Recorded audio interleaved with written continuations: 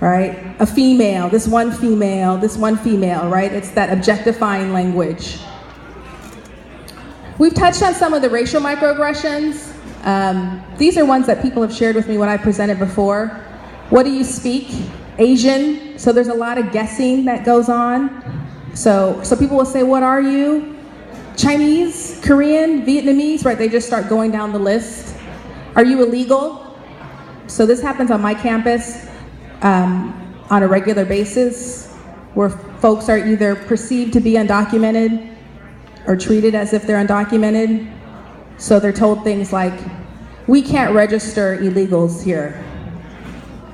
You're not like other black people. So until someone told me this when I was in my early 20s, I didn't know there were two types of black people, right?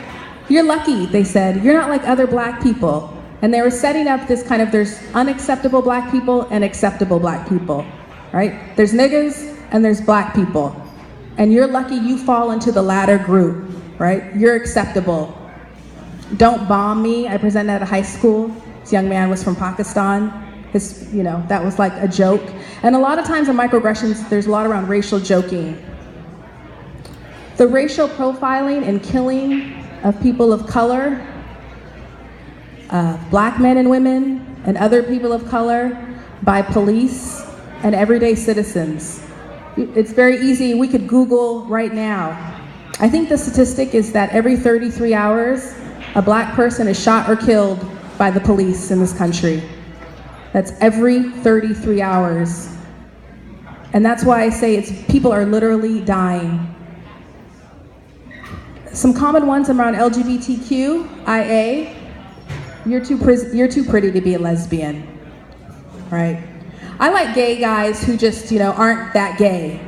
Like, don't flaunt it. When heterosexual people flaunt their heterosexuality all the time.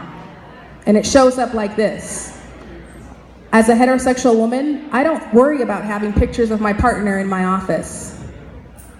Or I don't think about, if I'm in a job interview, should I come out at that point? Or at what point would I talk about, right, my personal life? I also don't think about how people are going to judge me or how you're going to judge me or think about me differently, knowing that I'm a heterosexual woman, right? That's the privilege piece. And the way I like to think about it is that although personally I'm not homophobic or hold anti-gay, lesbian, bisexual, trans views, personally, I benefit from heterosexism and homophobia regardless of my personal views. Does that make sense? So we see this around race, right? So as a white person, personally you may not hold racist views, but you benefit from white privilege, white hegemony, white supremacy, regardless if you hold those views or not. So sometimes people will say, well, we were poor or we struggled, and that's true. But it wasn't because you were white, right? There were other factors. She's trans, but she's so pretty, I can't tell, right? This idea is a common one.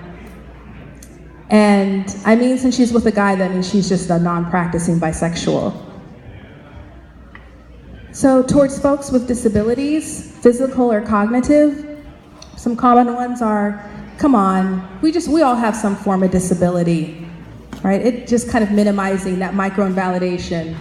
Or what happened to you? What's wrong with you? I have a former student who has lives with a severe case of Tourette's. And she just posted something yesterday that she was at the grocery store with her fiance. And the cashier asked her fiance, is she terminal? Right? Didn't look at her, didn't ask her, is she terminal? It's those accumulations, right? They call it like this death by 1,000 cuts. You're retarded, or that's so retarded. And you people are so inspiring. So there's some work around ability and disability justice that talks about using people with disabilities as inspiration porn. So sometimes we see this, we'll be like, they don't have their legs and an arm, and yet they make it. And we complain, right? Decide like, you people are so inspiring for us. And do you really need that wheelchair? So questioning if the person even needs the service. At Bellevue,